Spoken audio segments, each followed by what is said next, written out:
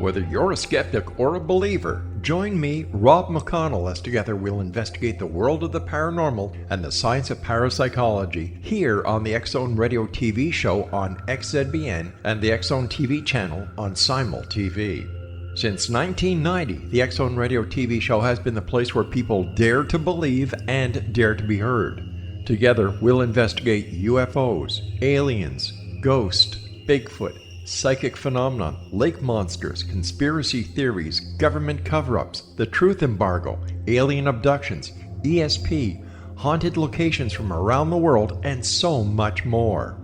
With over 28 years of broadcasting and more than 4,500 individual guests, the X-Zone is truly a place where fact is fiction and fiction is reality, as evidenced by the credibility, integrity, and professionalism of the guests that we bring to our international audience. If you have seen a UFO, had a close encounter, seen a ghost, Bigfoot, lake monster, or a story that you would like to share or have investigated, contact me, Rob McConnell, by sending me your email to xzone@xzoneradiotv.com, or you can call toll-free 1-800-610-7035, extension 143, and on Skype, X-Zone Radio TV. For more information on the X-Zone Radio TV show with yours truly, Rob McConnell, visit www.xzoneradiotv.com or www.xzonetvchannel.com or simultv.com and xzbn.net. Until next we meet here in the X-Zone from our broadcast center and studios in Hamilton, Ontario, Canada, always remember, X-Zone Nation, keep your eyes to the sky and your heart in the light.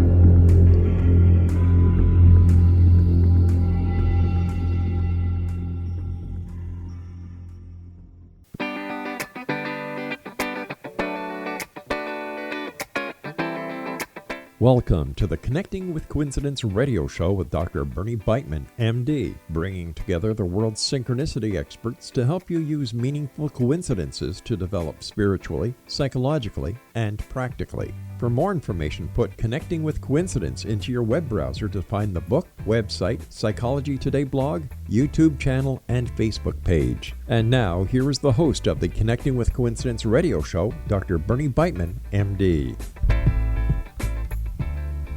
Yes. Welcome. I'm Dr. Bernie Beitman, MD, and this is CC with BB, Connecting with Coincidence. Talking about serendipity today, and start off with Horace Walpole, a member of the British House of Commons in the 18th century, who recognized in himself a talent for finding what he needed just when he needed it. He based the name serendipity on a fairy tale called The Travels and Adventures of the Three Princes of Serendip, which is an ancient name for the island of Sri Lanka off India's southern coast. The king of the fable recognized that education requires more than learning from books, so he sent his sons out of the country to broaden their experience. Throughout the story, the clever princes carefully observe their surroundings and then use their observations in ways that save them from danger and death. For Walpole, serendipity meant finding by chance something valuable using informed observation, which he called sagacity. They are happy accidents, and the four ingredients of serendipity include active searching out of the need of something and curiosity, chance, informed observation, and valued outcome. Serendipity can take several forms. One is looking for something and finding it in an unexpected way. Another is looking for something and finding something else. A third is observing something in one situation and recognizing how that something can fill a need in another situation. An example of that was Swiss electrical engineer George Mestral in 1941 wondered why burdock seeds clung to his coat and his dog's coat, and so he invented Velcro. And a fourth is looking for something but not sure what, and then recognizing it, which I did wandering around in a library one day, and think many other people have done that as well. Serendipity. Well, our guest today is a serendipity researcher, Wendy Ross. Wendy is a cognitive science and scientist and a rugby player. Based, right, Wendy? There's not many of us out there. Nope. Based at Kingston University in London. Her main area of research is the role of serendipity in creativity and problem solving from both an experimental and a philosophical perspective. Her recent publications have explored mathematical and insight problem solving, collaborative creativity, and serendipity. She is also a section editor for the Encyclopedia of the Possible, and where I met her, secretary of the Serendipity Society. We met at the first international meeting of the Serendipity Society in London a few months ago. Wendy, welcome to the show. Hi, Bernie. It's nice to speak to you again. It's great to have you on the show, and nice to speak to you too. Well, we're going to talk about serendipity, synchronicity, and coincidences. And as you know, I include serendipity under meaningful coincidences along with synchronicity. But that's a discussion that I think we're going to have today, that you have trouble with the concept of coincidence.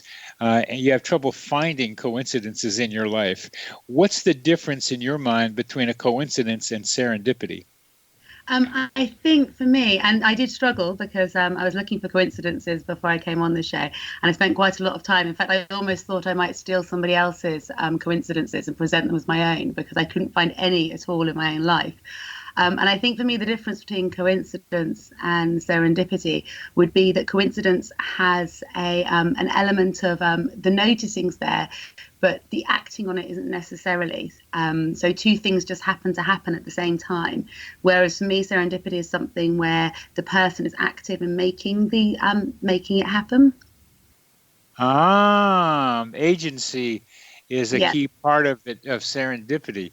That's an interesting discussion, because I'm pretty sure that agency is a big part of a lot of meaningful coincidences, but it's not as evident as it might be as it is with serendipity. So that's an obvious distinction which I never really thought about too much. But sagacity is part of what you mean by agency, the ability to recognize something as coming together in a useful way. Exactly. And if you look at some of the research I do, traces artists when they are in a creative process, when they're creating something. So I do longitudinal research with artists, and we use eye tracking technology as well to follow what they're doing, to follow what they're looking at. And what we notice is that there's two aspects that needs to happen. That often accidental things happen within a creative process. I particularly work with a sculptor. And within that process, there'll be times when something gets knocked or when something happens. What's really important, what makes it then become serendipitous, is that he notices that particular accident, that particular change that's happened to the sculptural piece, and he uses it and incorporates it into the rest of the piece that he's making. A coincidence or a meaningful coincidence doesn't exist until somebody notices it. Yeah. Maybe I'm just terrible at noticing meaningful coincidences. Well, no, it's okay, because I think you're emphasizing the more conscious agency.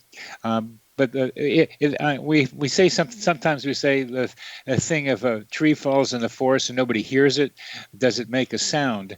And we have the same kind of question with meaningful coincidences. Do they happen? Do they exist if nobody notices them? And we require that somebody notices them in order for them to exist, because they have to be reported. So it's the noticing that seems to be common, but there's something different about the agencies in the serendipities, because the artist in what you're talking about is looking for something. The artist is prepared for something odd to happen that he or she might use. Was that correct? Exactly, yes. And there's some artists that will discuss that actually for them what counts as their artistic talent would be the ability to interact with accidents, although artists that think like that don't like to think about accidents. And I imagine that's something else we've discussed as well, accidents before. So I imagine it's something else that will come up today. But that ability to interact with accidents and to take advantage of accidents and use them is a key part for them of their artistic talent. That is an interesting definition of artistry, isn't it? Mm-hmm. Yeah, I think it is, and it's one that only exists as a definition if you're engaged in the sort of artistry that involves making something. So within that craft art border, it involves actually making something rather than a conceptual art where it can't quite have that same power. You're keeping this to artistic activities. What about that burdock seed example I gave, where he wasn't looking for something creative? It wasn't an artistic thing, but he noticed something that then he could use. Yeah, absolutely. And what's really interesting is when you come, so I came to serendipity later. I started off in creativity research and then came to serendipity research off the back of the creativity research. Mainly because examples like the burdock seed, examples like the work that's done with Post-it notes and the invention of Post-it notes, those examples cross over the fields of creativity and cross over the fields of serendipity. That something happens that's beyond our control. So the burdock seeds, that's not something that's within our control. But then we have an agentic control. We impose some control on that, and from that arises serendipity. And interestingly, some of that narrative seems to be happening in creativity research as well, that creativity involves taking advantage of something that you haven't planned and then using it as something that you have. Coincidences can work that way also. Mm-hmm. A psychological version of coincidence use, if somebody has a conflict and is having trouble resolving it, and somehow then finds something in the environment that matches and comments upon the conflict that's in their minds, and then can find a resolution of that conflict through observing what happened in the environment. Yeah, absolutely. And I think we're in a broad agreement that we're looking at a similar engagement with your environment that's important for coincidences and serendipity, I think, isn't it? Yeah, and I enjoy trying to see the similarities and the differences. I sent you a draft for a post that Samantha's going to put on the Serendipity Society website, where I'm trying to compare and contrast, because there are some differences between serendipity and synchronicity, and part of it depends on the context. When you put it in the terms of artists who are actually looking for serendipitous events. And I have an artist friend who is describing what you're talking about, and you're making it yet clearer that he loves to see what happens and then sees the accidents and incorporate them into his painting. And that's what you're talking about. Well, we're coming to the end of this segment, because you mentioned that in the paper that you sent me, and also how to disentangle the subjective sense of serendipity from its actual occurrence. I think those are really great questions, and we'll get to that in our next segment. You're listening to Connecting with Coincidence with your host, Dr. Bernie Beitman, MD, on the X Zone Broadcast Network. We're talking with Wendy Ross.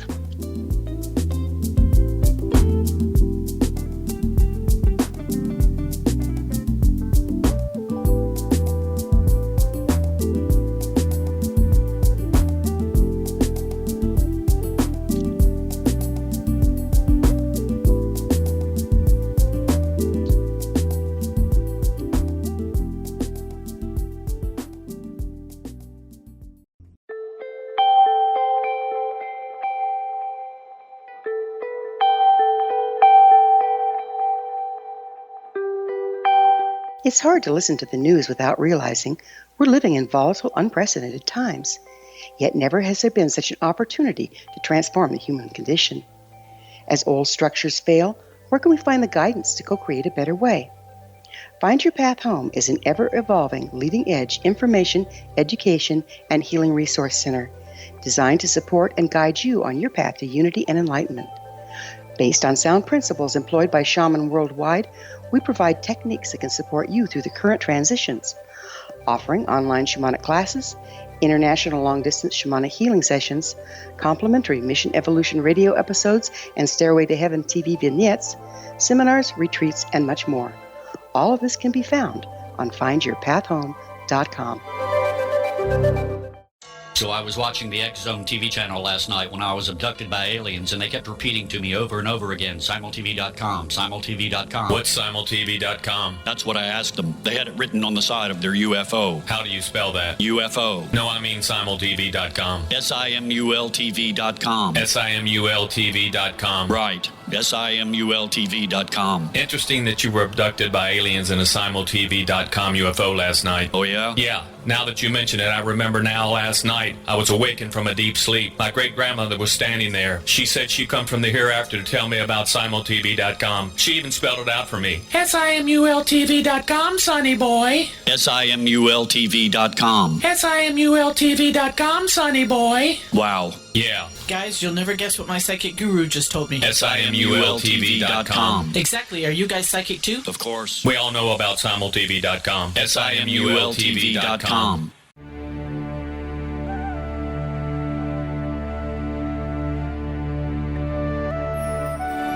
Shamanic healing is the key to personal empowerment. Why? All 4 levels of our being, physical, emotional, mental, and spiritual, must be addressed for us to enjoy balanced, healthy, abundant lives. Yet there are few provisions for spiritual or energetic healing. Shamanism, found at the root of all cultures, is a very effective spiritual healing modality.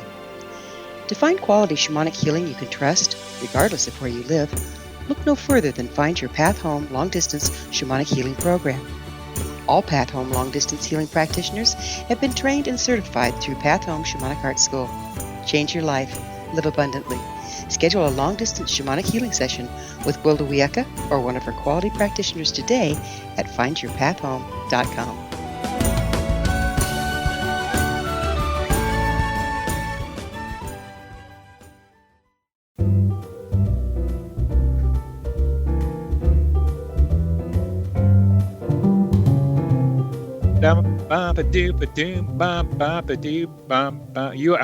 You're listening to Connecting with Coincidence. I'm your host, Dr. Bernie Beitman, MD, on the X Zone Broadcast Network. We're talking to Wendy Ross, ex-rugby player, now serendipity researcher, particularly into micro-serendipity. But before we get into some of the key research ideas that Wendy is taking apart, you told me about a coincidence involving flame pots and a friend of yours. Could you tell us about that one, please? Yes. So there's these flame pots. They're 2,000-3,000 years old. They're from the Japanese culture. And I have a friend that's particularly interested in flame pots.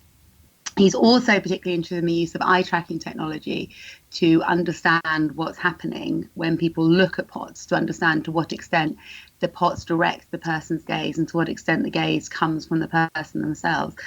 And we were sat there and he was discussing this. Now, it so happens that I have an on permanent loan for my department, a pair of eye tracking glasses. But what he really needed was somebody that had connections with a city called Norwich. And little did he know that Norwich is actually where I grew up and where all of my family were based. And beyond that, the place of the pot where he wanted to get people to have a look at with the eye tracking glasses happened to be right next to my father's office.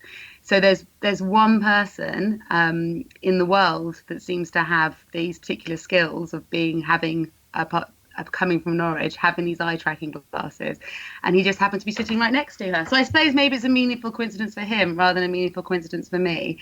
But it certainly has now led to an ongoing research project looking at how people look at pots simply because of where I happen to be born. Exactly. It was a serendipity for him. I mean, that's why wouldn't that be also called a serendipity for him?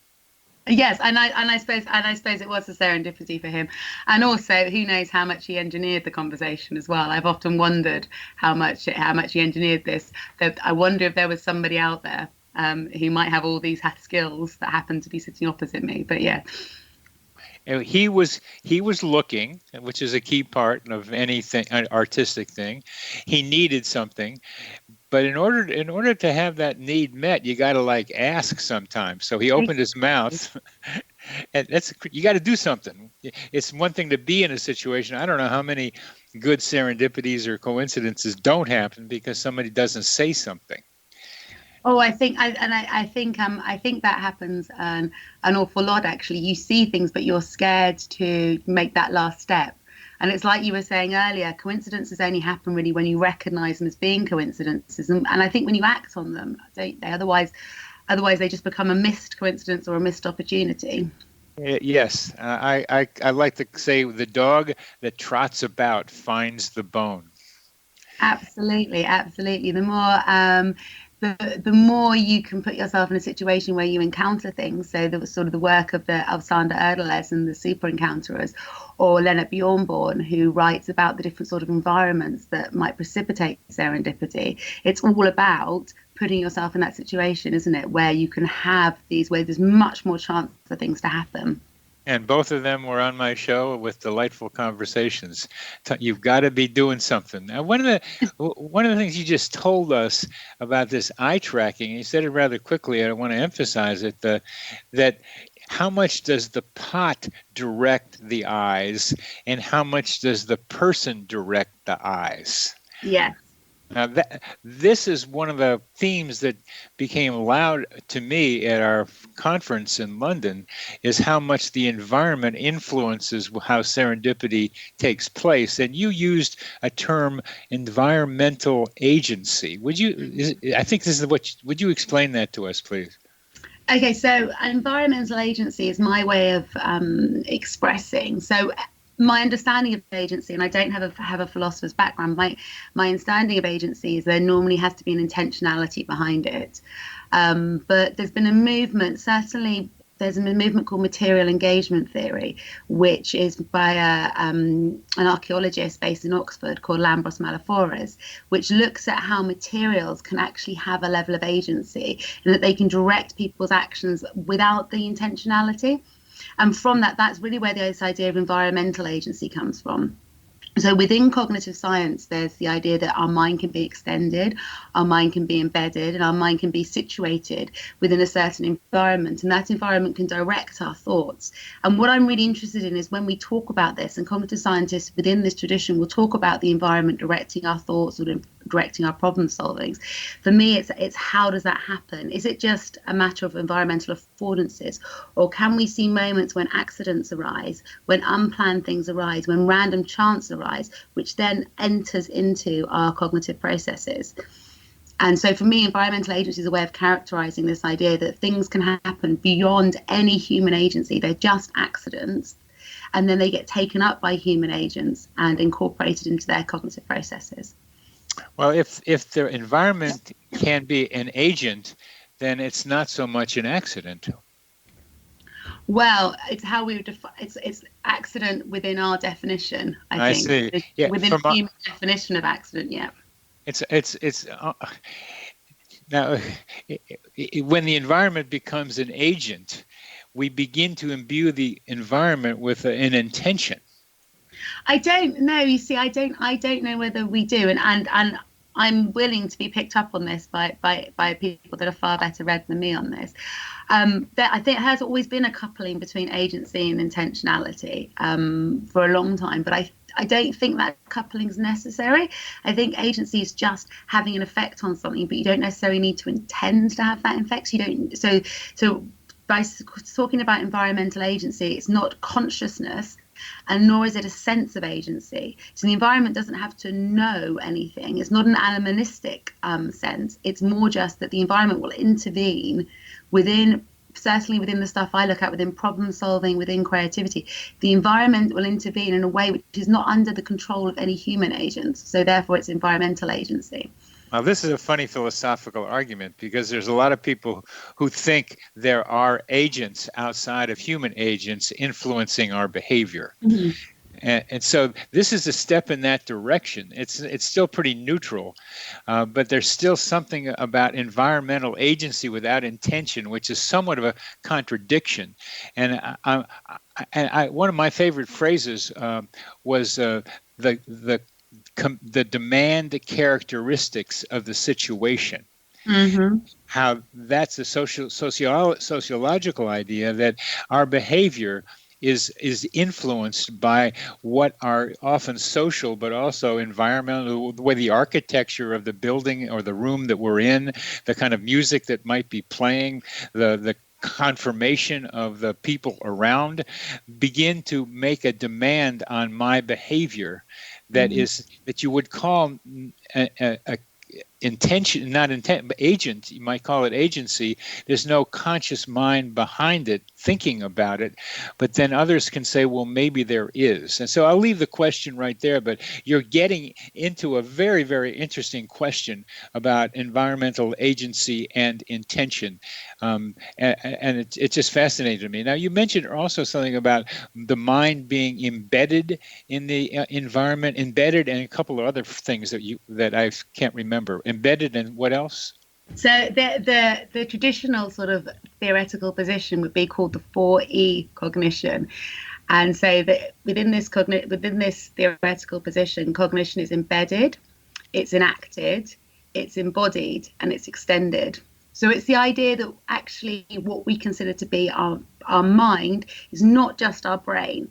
So that looking at just the brain and just isolating the brain doesn't really tell us that much about higher cognitive functions such as thinking, such as problem solving, and even other cognitive functions that aren't necessarily studied so much in a cognitive psychologist lab, such as loving, such as knowing, such as understanding. But some of these higher functions that make us human.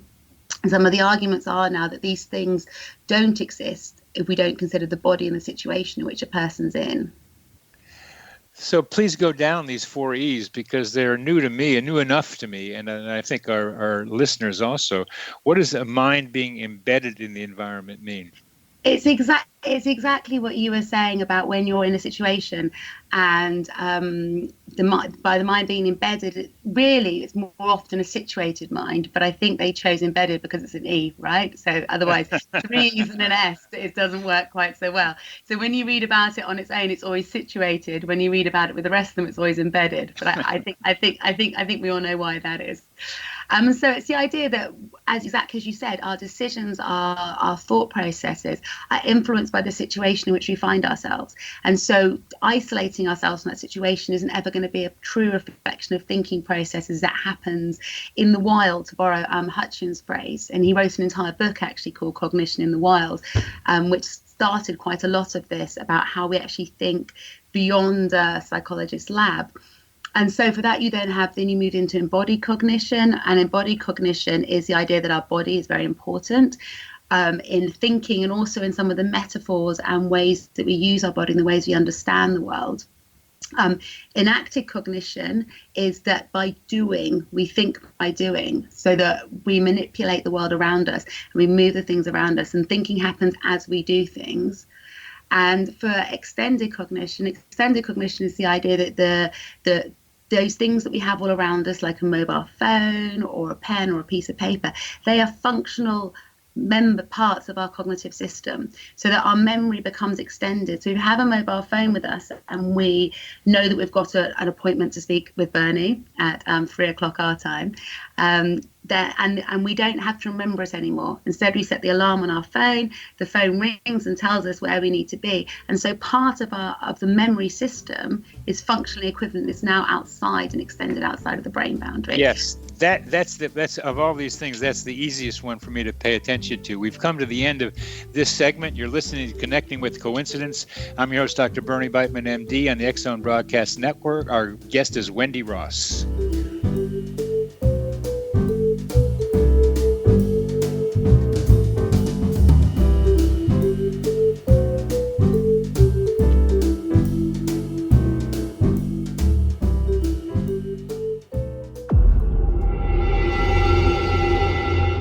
Whether you're a skeptic or a believer, join me, Rob McConnell, as together we'll investigate the world of the paranormal and the science of parapsychology here on the X-Zone Radio TV show on XZBN and the X-Zone TV channel on Simul TV.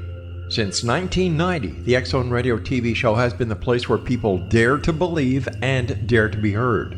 Together, we'll investigate UFOs, aliens, ghosts, Bigfoot, psychic phenomenon, lake monsters, conspiracy theories, government cover-ups, the truth embargo, alien abductions, ESP, haunted locations from around the world, and so much more. With over 28 years of broadcasting and more than 4,500 individual guests, the X Zone is truly a place where fact is fiction and fiction is reality, as evidenced by the credibility, integrity, and professionalism of the guests that we bring to our international audience. If you have seen a UFO, had a close encounter, seen a ghost, Bigfoot, lake monster, or a story that you would like to share or have investigated, contact me, Rob McConnell, by sending me your email to xzone@xzoneradiotv.com, or you can call toll-free 1-800-610-7035, extension 143, and on Skype, X Zone Radio TV. For more information on the X Zone Radio TV show with yours truly, Rob McConnell, visit www.xzoneradiotv.com or www.xzonetvchannel.com or simultv.com and xzbn.net. Until next we meet here in the X Zone from our broadcast center and studios in Hamilton, Ontario, Canada, always remember, X Zone Nation, keep your eyes to the sky and your heart in the light.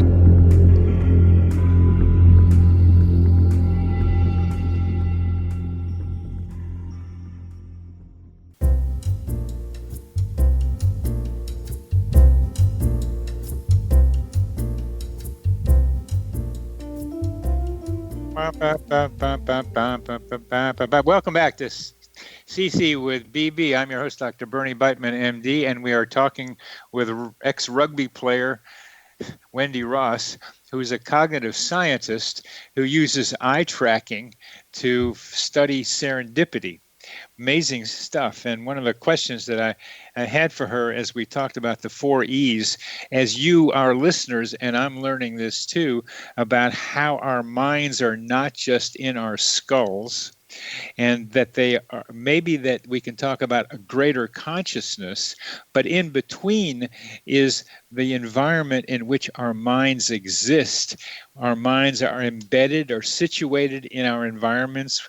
They are enacted, meaning that we think by action. So when we move, it helps us think that we are embodied because we move through our environment, and it's easy to think about they are extended because we use our mobile phones and our memories expanded through pieces of paper and other places we remember things.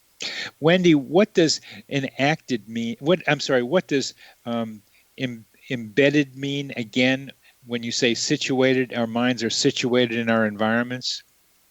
Well, you spoke when you gave your example before, without even knowing, Bernard. You spoke about it when you talked about people in a room.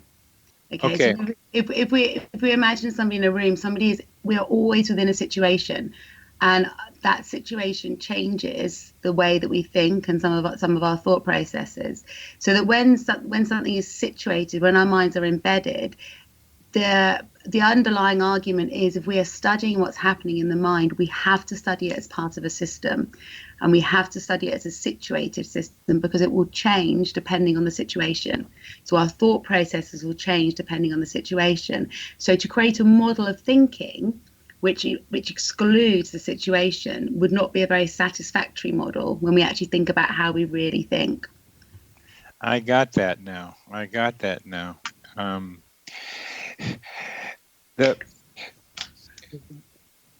One of the other key points I got from your paper on micro-serendipity was that the subjective sense of serendipity should be disentangled from its actual occurrence.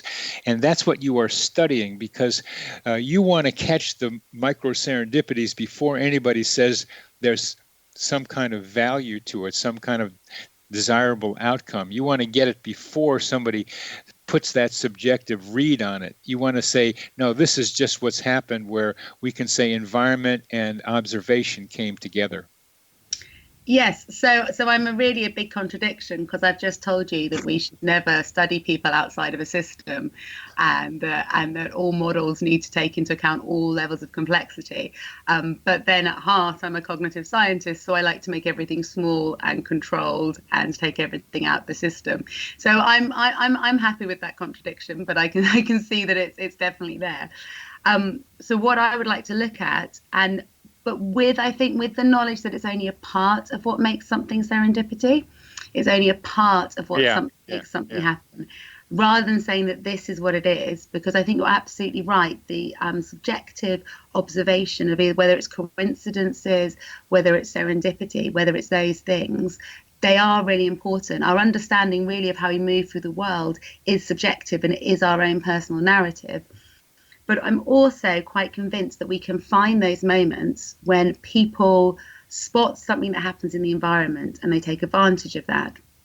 The way I deal with whether or not it's a positive outcome is I use problem-solving tasks where they're really, you can tell they solve the problem or they don't solve the problem. So I categorize solving the problem as being positive. So I don't need them to tell me whether or not it's positive, because the positive, it's there within the task itself. It's built in like that. Well, this subjective versus objective is very important. And I'm glad you're doing this, because I've been wondering about how to be able to do that myself, because I have situations where I notice somebody else having a coincidence. It's almost like the friend you were talking about with the flame pots. He may not have called it a serendipity, but you could notice that it was his serendipity and that you were part of it. And that kind of objective observation is important. But then there's another level of this. You may remember Jermaine Stockbridge at our meeting, who wrote about how it's not even the description of the actual event that's so important. It's how the person tells the story. Exactly. And her paper, you sent me her paper as well, and yeah, exactly what you're saying. So would you summarize what you got out of that paper for our listeners, and then tell me how that affects your ways of thinking? Well, I think for me, it's the narrative and the way that we think about serendipity and coincidences.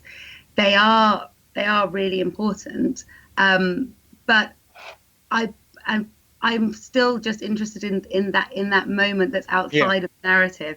But I don't think that they're not important aspects to look at, and I think it's all right if we have something incredibly complex like serendipity or like coincidence to say we can't look at the whole thing in one go. So we can understand that for some people it's the way that it's narrated, and that particular strand of research is important, as well as understanding that it can also be looked at from an objective point of view. It's a little bit like the problems of consciousness. The problems of consciousness, that there's two ways of looking at consciousness, whether we observe it from a third person point of view, from a first person point of view. And really you can't understand these really big complex things unless you start to break them down into all the different points of view. Very good, very good. The first person versus the third person. Is narrative a first person or third person? Because the narrative's about the thing itself. Yeah. And even though I say that I have an objective spotting of serendipity, that I can look at the moments of serendipity objectively, clearly there's a subjectivity in it because I'm the one that spots it, right? Right. So actually the noticing has to happen twice within my studies. It happens when the participant notices the accident or the problem or the change in the environment that generates a solution. But then it also happens when I notice the participant noticing. So there's a double level of noticing that goes on. So it's not, I would never claim it's entirely clear cut.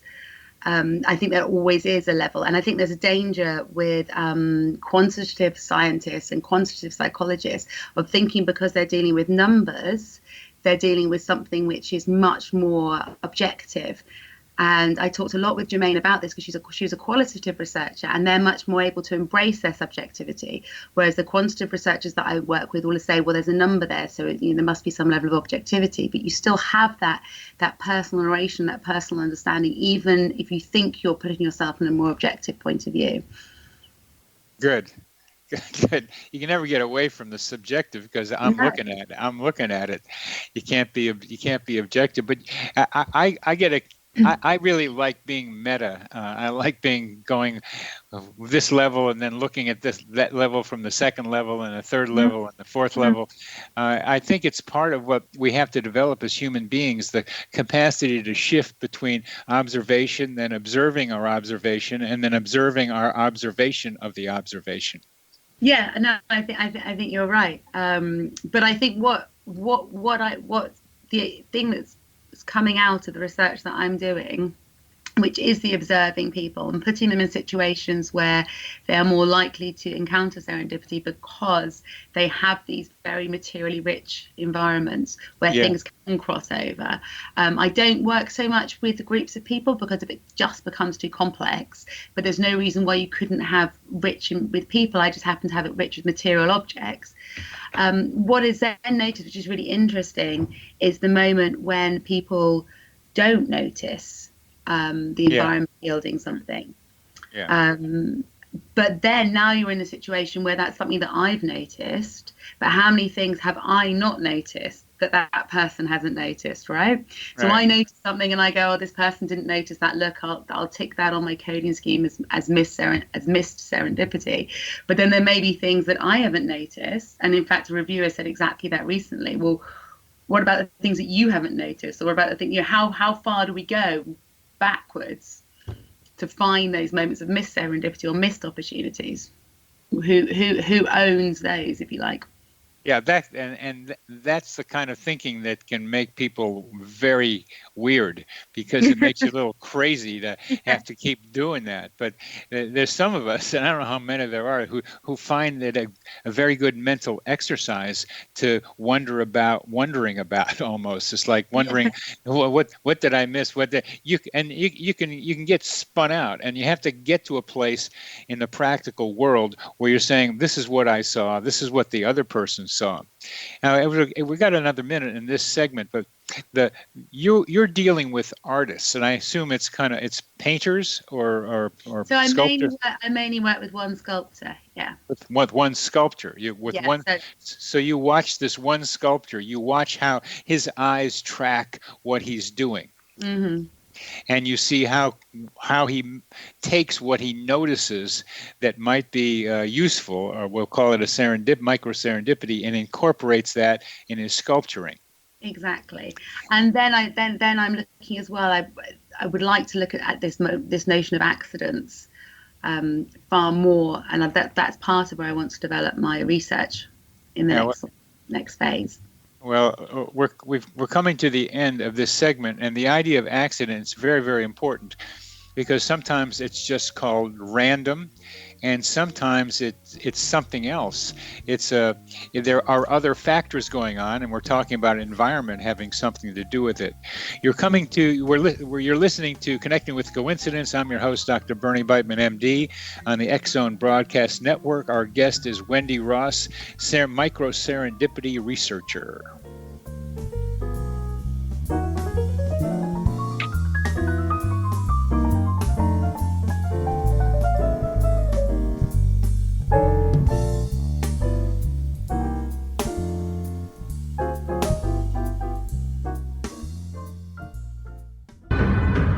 If you are looking for a safe, zero-calorie natural option to the harmful artificial sweeteners on the market today, Just Like Sugar is what you're looking for. Just Like Sugar is a wonderful natural alternative for those health-conscious people who choose a calorie-restricted diet with a great, pure, sweet flavor that tastes just like sugar. Just Like Sugar is a great natural option for people suffering from diabetes and may be useful in restricted diet programs where standard sugars are not allowed and does not cause a laxative effect of some other sweeteners. Just Like Sugar comprises a perfect blend of chicory root fiber, natural calcium, natural vitamin C, and Just Like Sugar's sweetness comes from the natural flavors from the peel of the orange.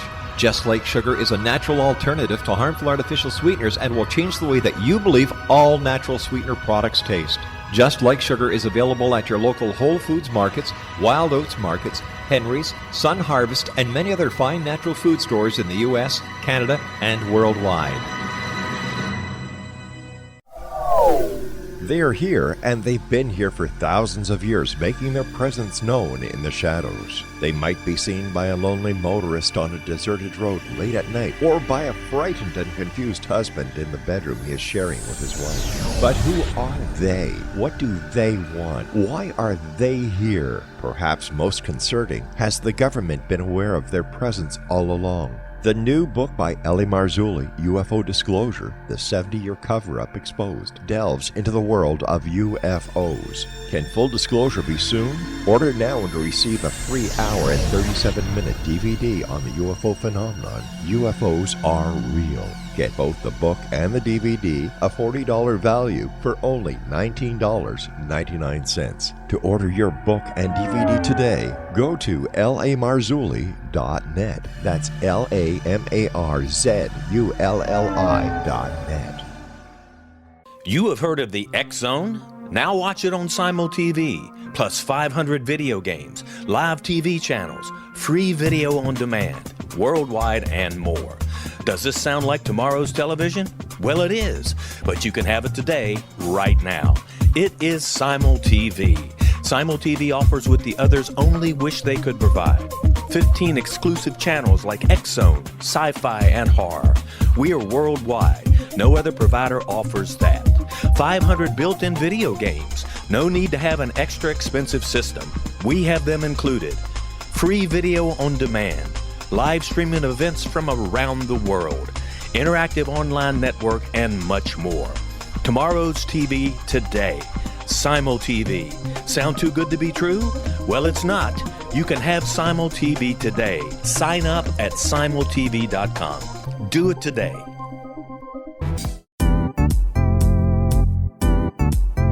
Memorable dynamic presentations are a not-so-secret weapon in the business world.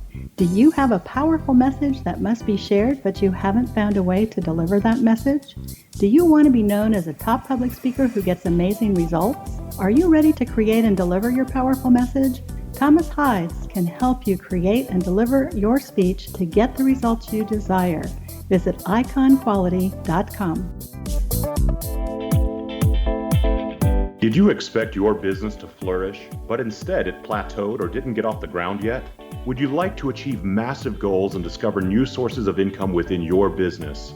When you're ready to experience that type of success with fast results, Cindy Hendricks is the business coach for you. Her work with entrepreneurs and business owners has been life-changing. To get you and your business where you want to be, go to imaginemoresuccess.com. Has the fear of public speaking stalled your business or personal life? What would you give to develop and maintain supreme confidence? Have an invaluable private program to always perform at your best. Imagine how you would feel. You can have all that and so much more today with Thomas Hides' life-changing course called Number One Fear Unleashed. Visit numberonefear.com and be liberated from your fear of public speaking.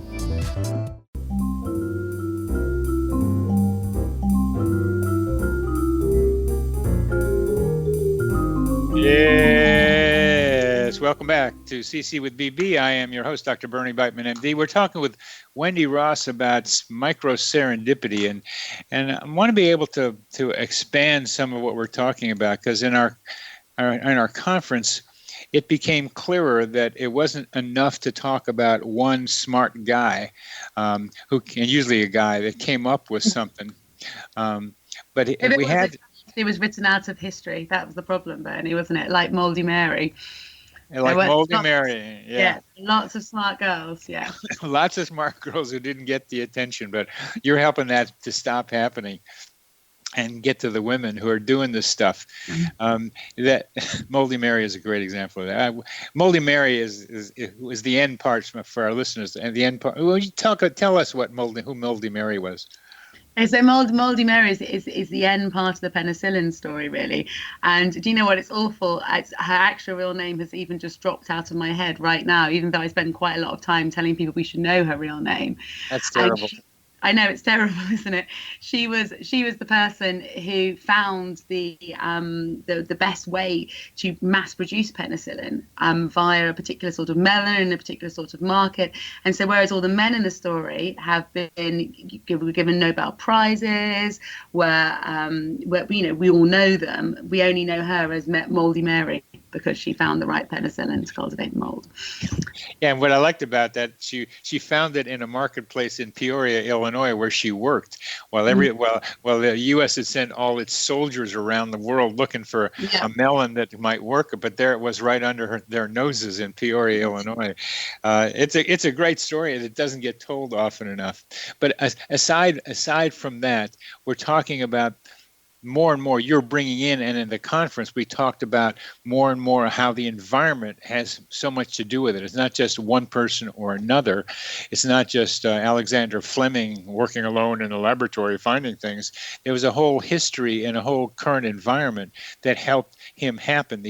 Helped him find penicillin, and this idea of environmental agency became clearer and clearer as a key new idea to me anyway in the conference, that we've got to include the environment. And one of the things that began to come out more is that we can train people to find environments and create environments that increase serendipity. Could you talk about that? How training people in being able to increase the likelihood of serendipitous events? I think so. I think that's tricky, actually, and it's one of the things. If people approach me about the applied nature of any of my research, now we all have to have applied natures for our research. People will say to me, well, surely you can't just add to the sum of human knowledge just because. It has to have a reason, right? And people will say to me, well, surely now you can make people more serendipitous. If we start to look at the missed serendipities or the times when they don't see it, then there's a chance for us to train them to see it. I feel there's a real tug in human nature to impose order on randomness and to impose order on chaos, and to think that we have it all under control. And what to me comes out if you really engage with the environment is that you have to some extent lose that control. And you have to be able to say, actually, I can't just walk through with a plan in my mind and this is what's going to happen and this is what's going to happen. I have to instead be open to what's going on around me and able and flexible to respond to that randomness. And that's quite uncomfortable for an awful lot of people who like to impose control on their lives. And so I think maybe that being comfortable with randomness might actually be the best way that we can then allow ourselves to take advantage of it, but also always conscious that it's not that in order that if we have a narrative and we can impose ourselves on it, then we're still falling back into this trap of thinking that we have full control. I'm going to change the word randomness to ambiguity and uncertainty. Okay, yeah, that's fine. Because randomness implies something statistical, and we've come to mean too many things by it. And one of the things I have observed with coincidences, there are three related but different qualities that seem to increase the likelihood of a coincidence. Mm-hmm. One of them is major life changes. That when a person goes through death of a spouse is a big one, major illnesses, sicknesses, or even do some traveling. When you make life changes, that increases the likelihood of persons seeing coincidences. And it's a way of saying it increases randomness or uncertainty, because when you get out of your usual environment, things aren't quite as predictable. Another variable is need, that when somebody is needing something in a life transition, these coincidences are more likely to happen. And finally, when there's a significant amount of emotion, which I think drives the seeking, those three qualities, high emotion, need, and life change, increase the likelihood of coincidences. And what I try to tell people is that under those conditions, just keep looking because you're more likely to see them. Yes, and I think it's the keep looking and the being, if you accept that for example, if you accept that cognition, which is the main thing that I look at, if you accept that cognition and creativity don't just come from inside you, instead they are generated by your relationship with the world, and they're generated by your interaction with that world and the system around you, then actually, although it can be quite scary for people, it's also incredibly liberating, because you can start to say that you can find the things that you might need out there in the world if you keep looking and you keep being open to them. So exactly as you're saying with the coincidences, the same thing. Once you become aware of them and open yourselves up to those environmental pressures and those environmental nudges and things that come from it, and you allow yourself to be part of that, then you increase your chances of serendipity, and you increase your chances of coincidences, and you increase your chances of being engaged within that environment. Yes, you do. Now, in the last moments we have, about 4 minutes or so, one of the most interesting descriptions of serendipity people are the super encounterers. Mm-hmm. And when I go to the synchronicity things that I deal with, I think super encounterers might be relying, at least sometimes, on psi abilities, on telepathic, clairvoyant, perhaps even psychokinetic capacities to make their serendipities happen. But that's my opinion. Could you talk about what you know about super encounterers, please? Well, do you know what? It's interesting that you say that. I just have in my head, because I delivered a lecture this morning on empathy and learning, so it's there in my head. What a coincidence! Hey, you found a coincidence finally, Bernie. And in order to be a super encounterer, you have to enjoy other people's company, right? Because you can't force to be a super encounterer. You can't turn around and say, I'm going to go and meet this many people and it's going to go right. Instead, it's a natural state that people have, and that they enjoy people's company. And in order to enjoy people's company and to have that interaction, I think you do have to have quite a high level of empathy. You know, whether that empathy is couched in the terms of the way that you described it, or whether we understand it in different sort of more personality trait ways, you will naturally find more people if you naturally enjoy spending time with people. And that normally happens when you have a high level of empathy, which involves a high level of attunement to other people's feelings and other people's emotions. So yes, I think the two things are connected. Explain more to me about how empathy and super encounters are related. I think if you're a super encounterer, you like to spend time with people. Yeah. And people like to spend time with you.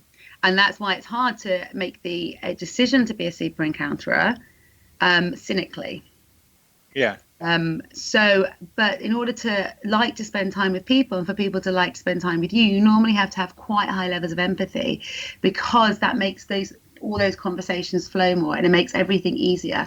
But you're much more attuned with the people that are around you, so that you're able to pick up on their unconscious signals and their signs, and therefore your conversations flow much more easily. And how does that lead to more serendipity? Because you're more aware of the things that they're giving you. Again, you're more engaged in your environment. It's just that your environment in this case isn't a material thing. Your environment is other people. So you're much more open and much more responsive to them, because you're much more able to read them. People aren't the only source of serendipitous events. There can be other environments in which serendipities take place that are not directly involved with people. You can go to an art museum, you go to a library, you can be walking around town and stuff happens. So what about those?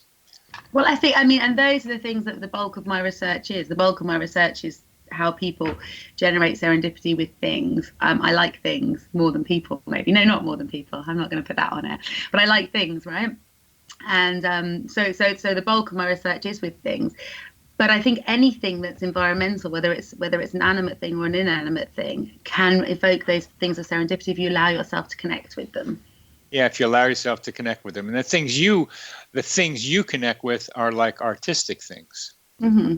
Yeah, or just any material objects, materiality. any material objects are the things that I look at how people connect to, but there's no reason why that same connection couldn't also be extrapolated to people. No, it's the same idea. The dog that trots about finds the bone. You got to keep moving and got to keep interacting with the environment. Yeah, we have a little bit of time left, and I got to believe that I've had a bunch of serendipity events happening on the rugby field and when I played football. There's just kind of things happen, and you take advantage of it. Yeah. An opening comes in there, and it's got to happen. Wendy, this has been a delightful conversation. I really appreciate your coming on the show and educating me and educating some of our audience about serendipity, and we can get to some coincidence. So thank you very much for being with us. Thank you very much for having me. I've had a great time. Thank you, Bernie. You're very welcome. You've been listening to Connecting with Coincidence. I'm your host, Dr. Bernie Beitman, MD on the X Zone Broadcast Network, and we've been talking with Wendy Ross.